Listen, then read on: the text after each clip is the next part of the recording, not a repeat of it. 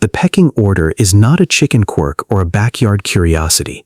It is a fundamental feature of social organization in a species that has been living in structured groups for millions of years, and the process by which it gets established, the specific factors that determine who ends up where, and the way it is maintained and enforced once it exists, is considerably more sophisticated and more interesting than the simple image of bigger birds beating up smaller birds that most people carry around in their heads. Because it is not just about size, it is not just about aggression, it is not even primarily about fighting.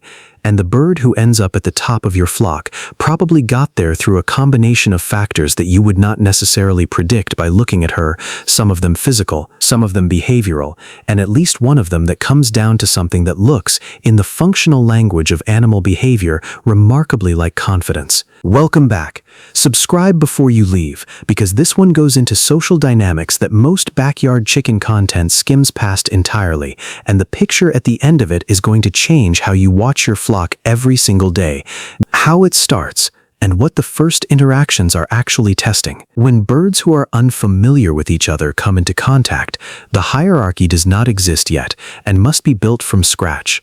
The process of building it is what looks like fighting from the outside but is, more precisely, a mutual information-gathering exercise with physical stakes. Two birds who have not established relative dominance will go through a sequence of interactions that escalate in intensity only as far as necessary to produce a clear outcome. The sequence typically starts with posturing. A bird who assesses herself as potentially dominant will approach the other bird in a particular way: head high, movement deliberate, gaze direct. She is broadcasting signals about her confidence and her size and her willingness to engage. The other bird reads those signals. If the other bird's response to those signals is to break gaze, step aside, lower her posture, or move away, the hierarchy has been established without any physical contact. The posturing was sufficient because it communicated enough information about the likely outcome of physical escalation that the lower-ranking bird concluded that escalation was not worth attempting. No peck was required. The peck that gives the pecking order its name is actually not the primary mechanism of hierarchy establishment in most cases. Posturing is.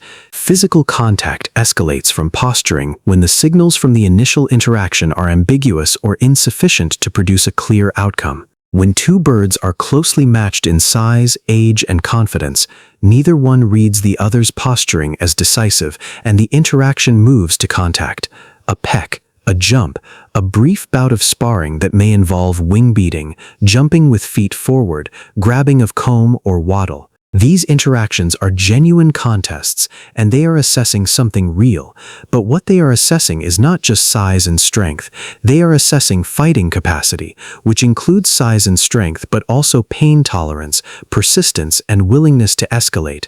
These are behavioral traits as much as physical ones, the factors that actually determine rank. This is where the picture becomes considerably more interesting than the simple bigger bird wins narrative, because the factors that predict dominance in chickens are multiple, overlapping, and not all physical. Size and body weight are real factors, and they matter, but their effect is considerably weaker than most people assume.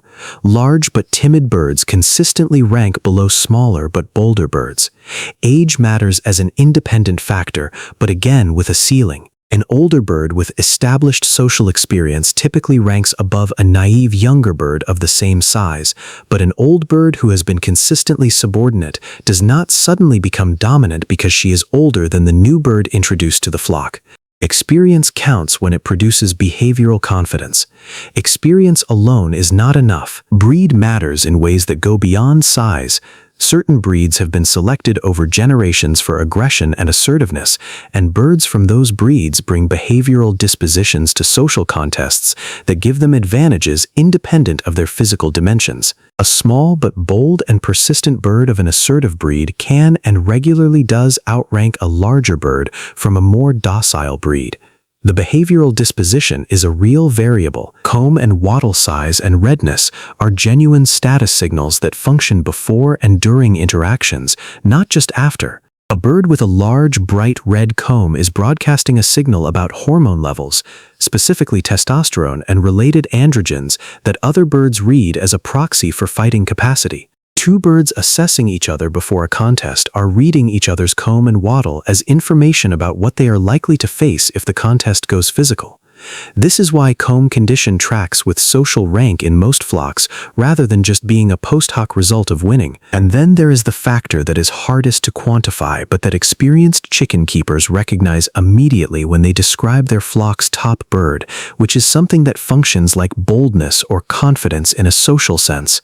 The willingness to hold ground when another bird approaches. The willingness to approach resources directly rather than circling. The willingness to maintain gaze in an assessment interaction rather than breaking it first. These behavioral traits are consistent within individuals, and they predict social outcome in ways that are independent of physical variables. The top bird in many flocks is not the biggest bird. She is the bird who most consistently behaves as though she expects to win. How the middle works and why it is the most complicated part. The top and bottom of a pecking order are usually the clearest positions. The top bird is deferred to by everyone. The bottom bird defers to everyone. The middle of the hierarchy is where the complexity lives, and it is the part of your flock's social structure that is most likely to be unstable and actively contested at any given time. In a flock of any significant size, the middle-ranking birds exist in a zone where their relative standing with different flock members may not be fully resolved. A bird may be clearly dominant over the three birds below her and clearly subordinate to the three birds above her, but her relationship with the two birds directly above her and directly below her may be actively ambiguous, close enough in relative rank that the outcome of past contests has not been decisive enough to produce consistent deference. This is where most of the ongoing social conflict in a healthy flock actually lives, not at the extremes where everyone knows the answer, but in the middle, where proximity in rank produces ongoing assessment and occasional retesting.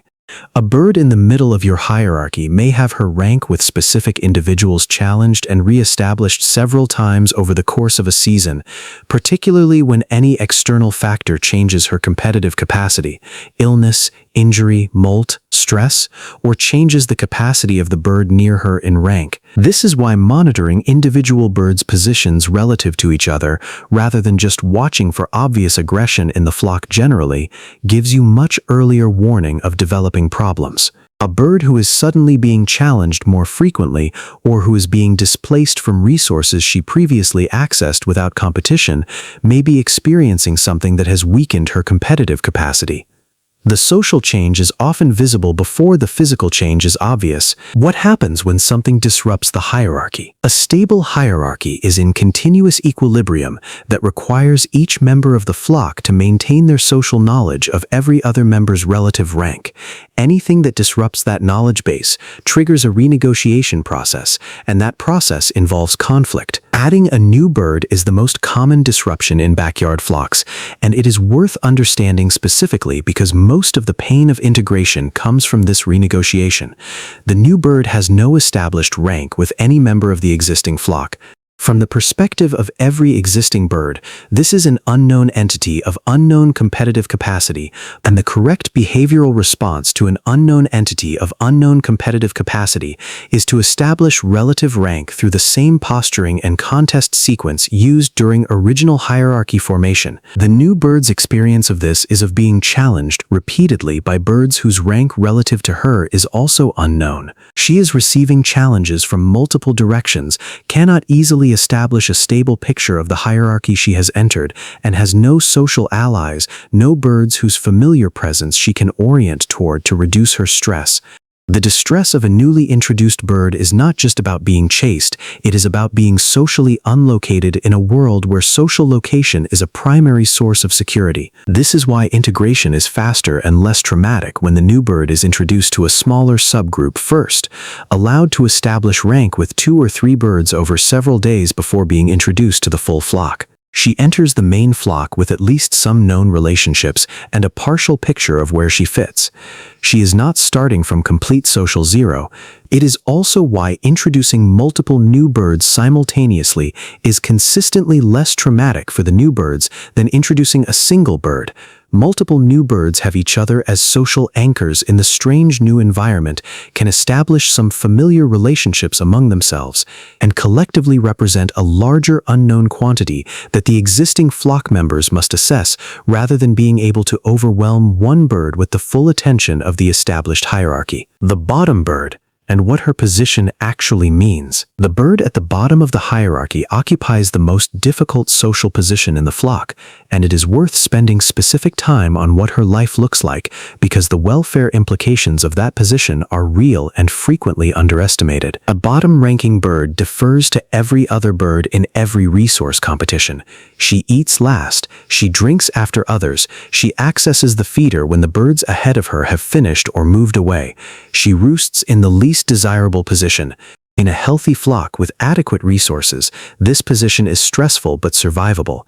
She gets enough food and water and rest because there is enough for everyone, and her turns come just later. In a flock with inadequate resources, not enough feeder space, a single water source, too few nest boxes, insufficient roost length, the bottom bird does not just wait for her turn. She may not reliably get a turn at all.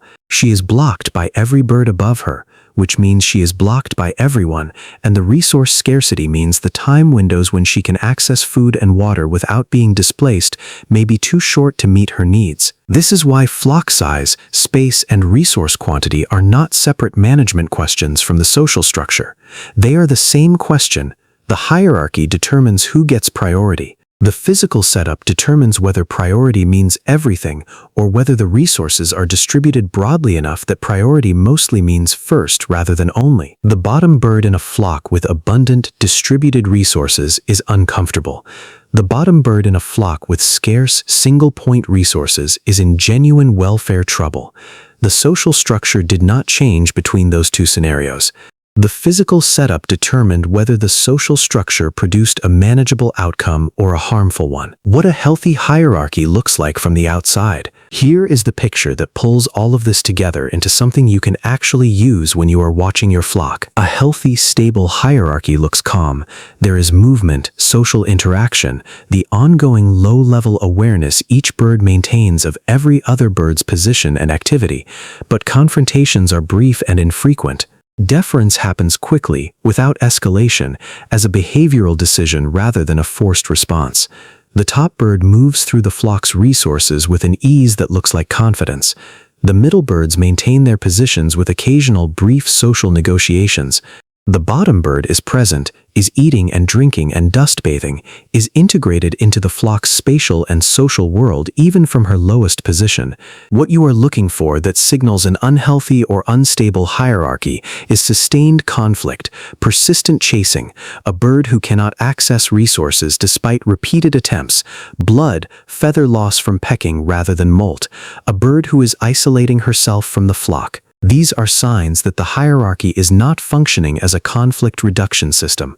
They are signs that the equilibrium has been broken, either by a new social challenge, a resource shortage, a health change in a specific bird, or a management factor that is preventing the hierarchy from stabilizing. Your job as the keeper is not to enforce the hierarchy for them. They are considerably better at that than you are. Your job is to provide the conditions under which a stable hierarchy can form and be maintained without producing welfare harms at the bottom of it. Space, resources, gradual integration, early attention to birds who are being persistently targeted, these are the interventions that matter. Here is where I want to leave you, because it reframes the whole picture in a way that I find worth sitting with. The top bird in your flock is not a tyrant. She is a solution. She is the answer a group of socially complex animals arrived at to the problem of how to manage competition over resources without continuous costly conflict. Every bird in the flock has, through the hierarchy, a clear picture of where she stands and what she can expect in resource competition situations. That clarity, that predictability, reduces the cognitive and energetic cost of social life for every member of the group. The bird at the top did not get there by being the most aggressive bird in the flock. She got there by being the bird who, in the assessments that mattered, consistently communicated the right combination of physical capacity, behavioral confidence, and social experience to produce deference in the birds around her. She holds her position now not by fighting constantly, but by being recognized, by being known. The next time you watch your top hen walk to the feeder and the birds around her adjust without conflict, what you are watching is not oppression. You are watching a social technology that is older than the domestication of chickens, operating exactly as intended, producing the specific outcome it evolved to produce. Fewer fights, clearer expectations. A group of animals that can share a yard without destroying each other over every meal. It is not a perfect system. Nothing about animal social life is perfect, but it is a real one, and understanding it changes every observation you make about your flock from this point forward. See you in the next one.